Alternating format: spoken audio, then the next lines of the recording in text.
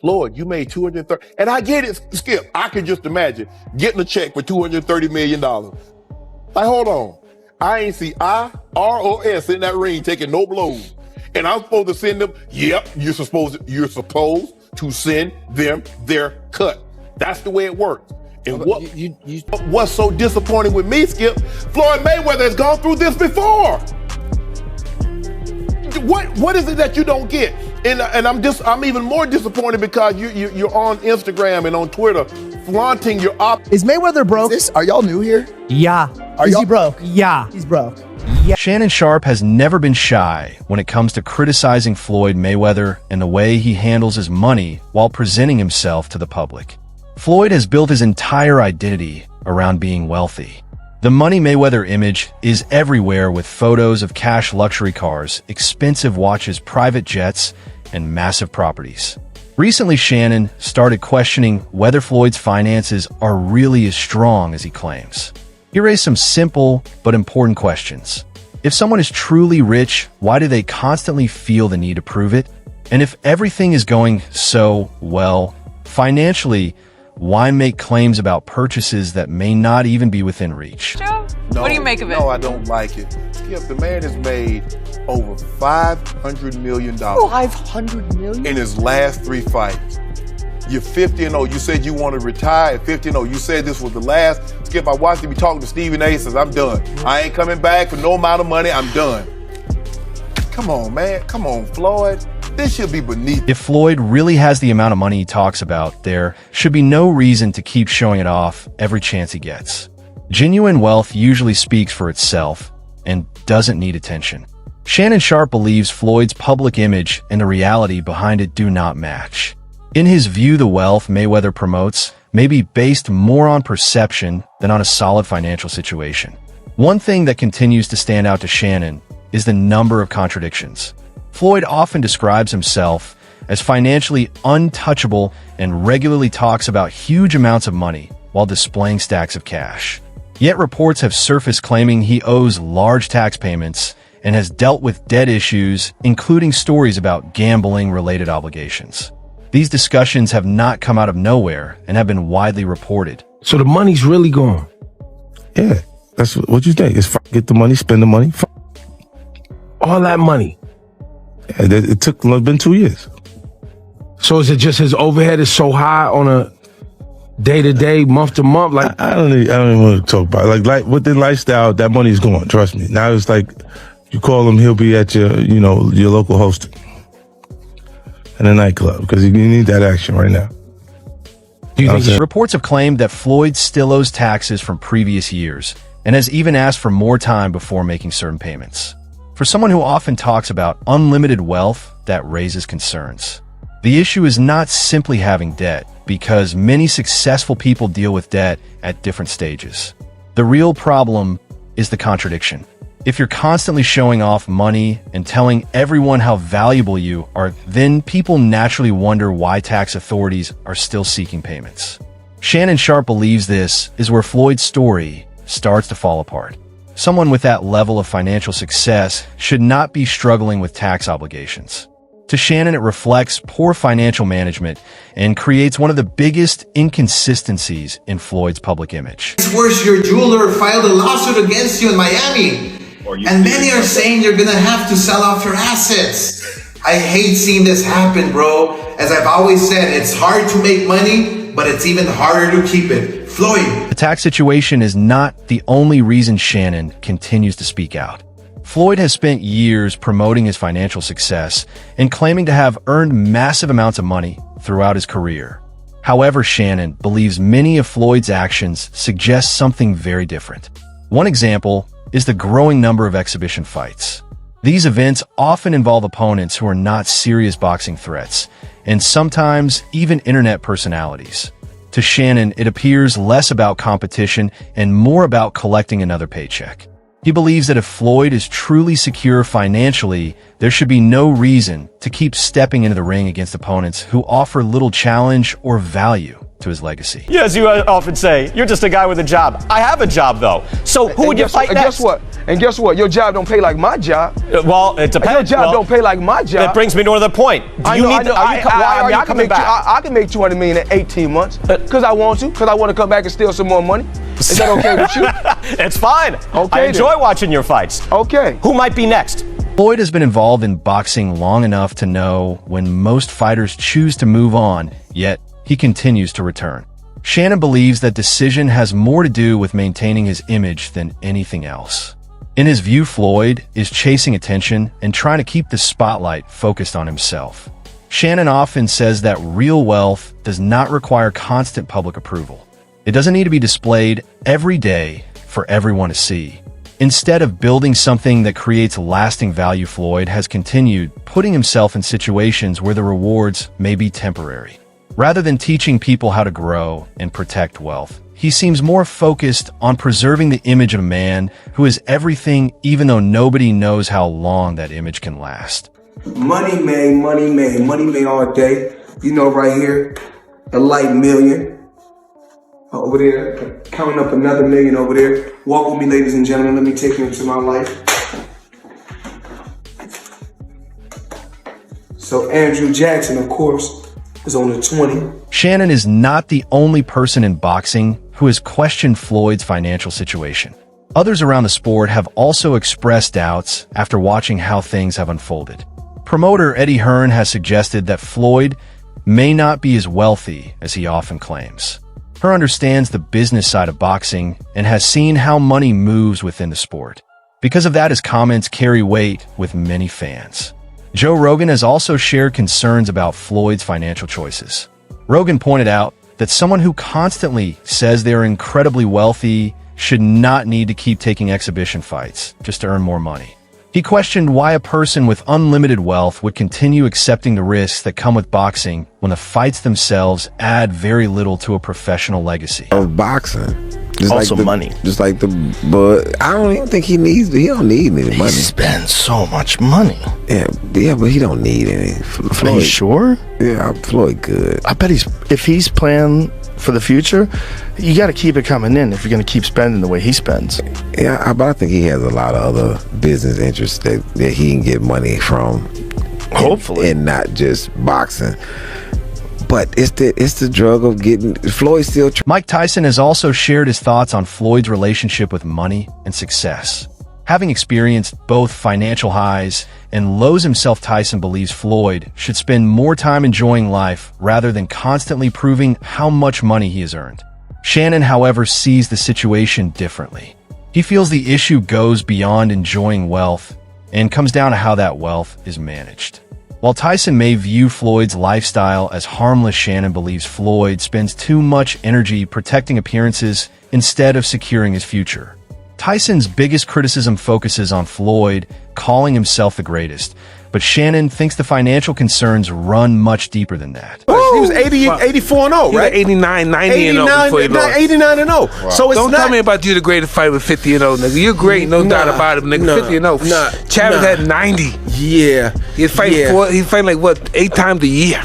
Yeah, it's more to it than whoever that. fought him. Whoever's in the ranking. Well, I think it's all subjective. Picking whoever you are, come on. I think there are more metrics and more measures. Floyd continues to present himself as someone living an extraordinary lifestyle, but Shannon believes much of it is built around appearances.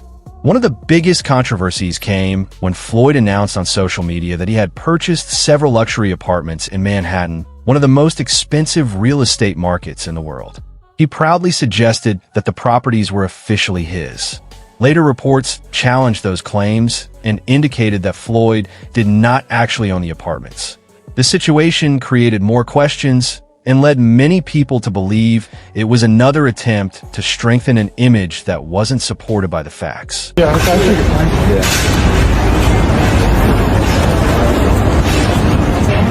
And on point like this because all of it. We're in New York City right now. We're in Manhattan. That's what we do. That controversy only increased the criticism surrounding Floyd's financial story. For Shannon Sharpe, it perfectly represented the issue he has been discussing for years. In his opinion, the focus has never been on genuine wealth, but on creating the appearance of wealth. Floyd continues to present himself as someone who is always winning and always in complete control. Yet, according to his critics, the facts often fail to support the image being shown. The difference between perception and reality is what keeps fueling the debate. You see that he's lying and fraud, and when you look into his paperwork, everybody say the paperwork's still into the person's name who owned it. So he going around fraud and taking false pictures. They say the problem is that Floyd's public image relies heavily on this same narrative. He wants people to see him as untouchable, someone who has truly made it and always stays in the winner's circle. But as more details come out about financial concerns, disputed claims, and his constant need for validation, it starts to look like his wealth story may not be as solid as it appears. The more this image is questioned, the harder it becomes to ignore the gaps. Floyd may present himself as the ultimate success story, but doubts continue to grow. Whether it is tax issues, exhibition fights, or claims about luxury properties, the idea of Floyd Mayweather as the king of money does not seem as secure as he wants people to believe. You know what's crazy? People are always in my fucking business, worried about what I'm doing, what Floyd is doing, what Floyd ain't doing, what I do got, what I don't got. Just know. Shannon Sharpe doesn't speak out because of jealousy or any personal dislike. He simply says what he observes, and in his view, Floyd Mayweather is someone who has not fully used his biggest opportunity. Floyd could have become a strong example of how a boxing career can be turned into long-lasting financial security. He could have shown how to invest, build stable wealth, and create something that lasts beyond the ring. Instead, Shannon believes he has remained focused on flashy moments and short-term rewards. In this way, Floyd had the chance to build a legacy far beyond boxing, but instead created a brand centered on wealth that appears less solid over time. For Shannon, the real issue is not whether Floyd is rich, but that he could have achieved far more with his success than simply displaying it for attention. To late 40s now, still fighting with these random people in random places. Yeah.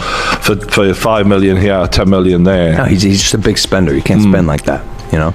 Like, this guy has a lot of chains. So many chains, bro. Chains, that's a depreciating asset. Get yourself something. The criticism surrounding Floyd Mayweather's financial situation has been growing recently, coming from several different voices.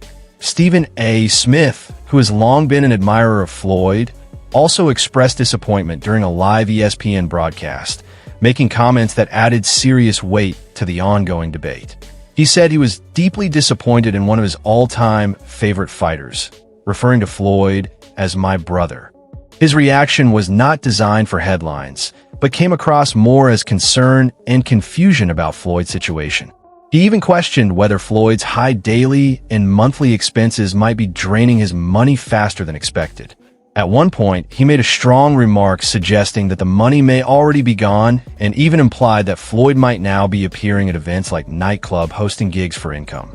It was a surprising moment that stood out because Stephen A. Smith was not speaking like a typical critic, but more like someone who has watched Floyd rise to the very top and is now questioning his current direction. Which is why I sit here with sadness today to report to you that I'm incredibly disappointed in one of my all-time favorite fighters, my brother, Floyd Money Mayweather. Mayweather, adding to the controversy, his extravagant lifestyle continues to attract public attention. During the 2024 Super Bowl weekend in Las Vegas, he reportedly spent over $1 million on a luxury suite at Allegiant Stadium and also made major wagers on the game. While these kinds of actions match the image he has built over the years, they also raise questions about his spending choices and how sustainable this lifestyle really is. Criticism from different figures in the sports world shows a growing level of doubt around Mayweather's financial story.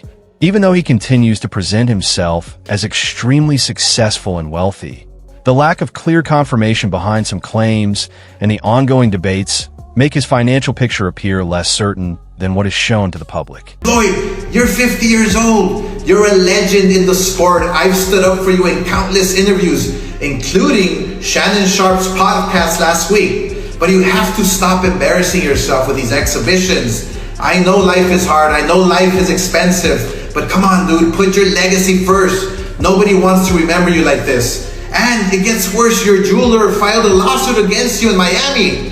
And many are saying you're gonna have to sell off your assets. I hate seeing Floyd Mayweather's legacy as one of the greatest fighters of this generation is facing more scrutiny than ever before. This is not only about the quality of opponents he faced or the ones he avoided, but also about how his public image is being interpreted today. Some critics argue that he has become an example of what can happen when ego, high spending, and ongoing legal distractions begin to affect more than just finances. For them, the issue is no longer only about money, but about value, relevance, authenticity, and long-term legacy. In their view, this is what Mayweather may be losing over time, even if his name continues to dominate headlines. Money made all day. You know, right here, a light million. Over there, counting up another million over there. Walk with me, ladies and gentlemen. Let me take you into my life. So Andrew Jackson, of course, is on the 20.